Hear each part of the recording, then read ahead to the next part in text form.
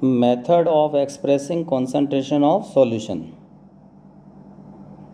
A majority of reaction in the laboratories are carried out in solutions. Therefore, it is important to understand as how the amount of substance is expressed when it is present in the form of a solution. The concentration of a solution or the amount of substance present in its given volume can be expressed in any of the following ways. किसी भी solution में solute की concentration या solute का कितना amount solvent में dissolve है उसे पता करने के लिए ये 4 मेथड दे रखें, जिसमें से फर्स्ट है मास परसेंट या वेट परसेंट,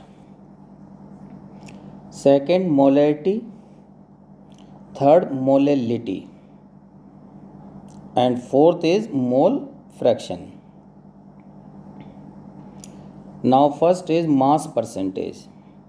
मास परसेंटेज क्या होता है? The mass of solute dissolve in 100 gram of its solution. किसी भी सॉल्यूशन के 100 ग्राम में जितना मास सॉल्यूट का डिज़ोल्व होता है उसे सॉल्यूट का मास परसेंटेज कहते हैं. अगर 100 ग्राम सॉल्यूशन में जितना मास सॉल्वेंट का डिज़ोल्व होगा तो उसे सॉल्वेंट का मास परसेंटेज कहेंगे. जैसे सपोज किसी सॉल्यूशन में एक सॉल्यूट और एक सॉल्वेंट है, यानी कि 2 कंपोनेंट हैं ए एंड बी. तो मास परसेंट ऑफ ए क्या होगा? Mass of A upon total mass of solution into 100. Similarly mass percent of B क्या होगा? Mass of B upon total mass of solution into 100. For example 5% aqueous solution of sugar means 5 gram of sugar dissolve in 95 gram of water.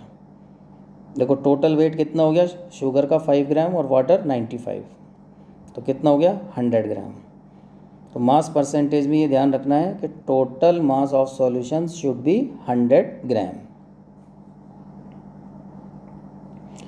Now second term is molarity. Molarity is represented by capital M and definition is the molarity of a solution is the number of moles of solute present in 1 liter or 1000 ml of the solution. 1 litre में कितने ml होते हैं? 1000. तो 1 litre solution में किसी भी solute के जितने मोल डिज़ोल्व होते हैं उसे उस सॉल्यूशन की मोलैरिटी बोलते हैं. तो mathematically it can be represented by molarity capital M is equal to number of moles of solute upon volume of solution in litre.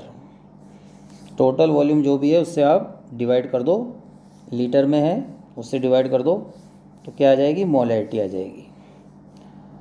या फिर suppose total volume of solution given in ml millilitre, then multiply by 1000. तो formula क्या होगा mathematically? Number of moles of solute upon volume of solution in ml into 1000 and it's unit is mole per litre. जितने भी सवाल करोगे आप, questions करोगे molarity के, उनके हर आंसर में लास्ट में आपको आंसर के आगे क्या लिखना है? मोल पर लीटर.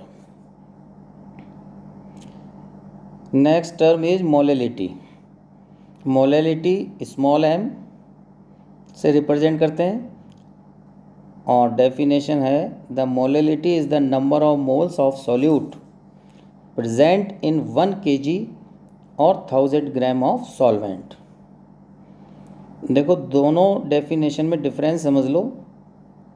एक तो है मोलेरिटी जिसमें नंबर ऑफ मोल्स डिज़ोल्व इन पर लीटर सॉल्यूशन है, और इसमें है number of moles of solute present in 1 kg of solvent.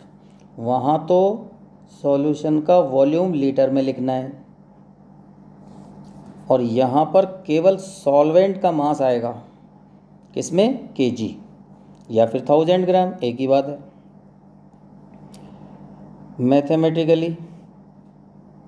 Mathematical expression of molality is m is equal to number of moles of solute upon mass of solvent in kg। और अगर solvent का मास kg की जगह किस में given हो, किस में दिया हुआ हो, ग्राम में, तो क्या करेंगे, number of moles of solute upon mass of solvent in gram into 1000, और इसका जो यूनिट आएगा मोलैलिटी का वो आएगा मोल पर केजी। इनके आंसर किस में आएंगे, मोल पर केजी में।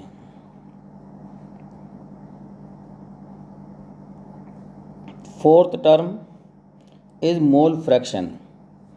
Mole fraction is represented by capital X and definition is it is the ratio of number of moles of one component to the total number of moles of all components। किसी भी solution में जितने भी component हैं, suppose A and B there are two components, एक solute हो गया और एक सॉल्वेंट हो गया। तो अगर अपने को मोल फ्रैक्शन निकालना है ए का, तो कैसे लिखेंगे, X A is equal to number of moles of A upon total moles of solution. Total moles of solution का मतलब ए का भी आ गया और बी के, दोनों के मोल का सम। इसी तरह से बी का मोल फ्रैक्शन क्या होगा, X B is equal to number of moles of B upon total moles of solution. मोल्स कैसे निकालते हैं, मैंने कई बार बताया आपको, weight in gram upon molar मास।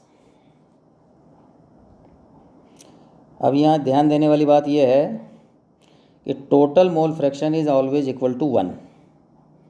किसी सॉल्यूशन में दो कंपोनेंट हैं अगर ए और बी, तो दोनों का मोल फ्रैक्शन का जो टोटल आएगा, सम आएगा, वो कितना आएगा, 1, क्योंकि इसका एलसीएम सेम आ ही जाएगा, और number of moles of A plus number of moles B, तो total mole fraction is always equal to 1।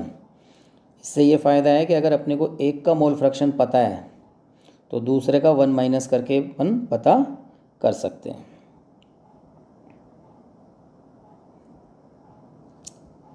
For example देखो कुछ क्वेश्चंस कराता हूँ।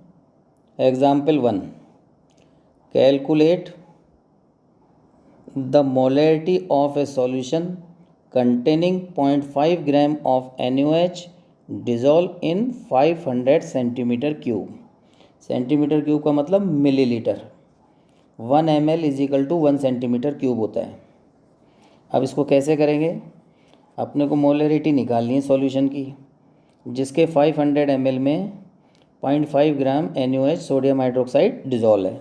तो इसको कैसे करेंगे, देखो वेट ऑफ NaOH कितना है, 0.5 ग्राम, वॉल्यूम ऑफ सॉल्यूशन कितना है, 500 ml। अब मोलैरिटी निकालने के लिए पहले क्या करेंगे, 0.5 ग्राम NaOH के मोल फाइंड करेंगे। तो मोल्स कैसे निकालेंगे, वेट अपॉन मॉलिक्यूलर मास। तो वेट कितना है, 0.5, NaOH का मॉलिक्यूलर मास कितना होता है, 40, तो कितना आ गया, 0.0125 मोल। मोल आ गए, तो 500 centimetre cube of solution contain NaOH is equal to 0.0125 mole.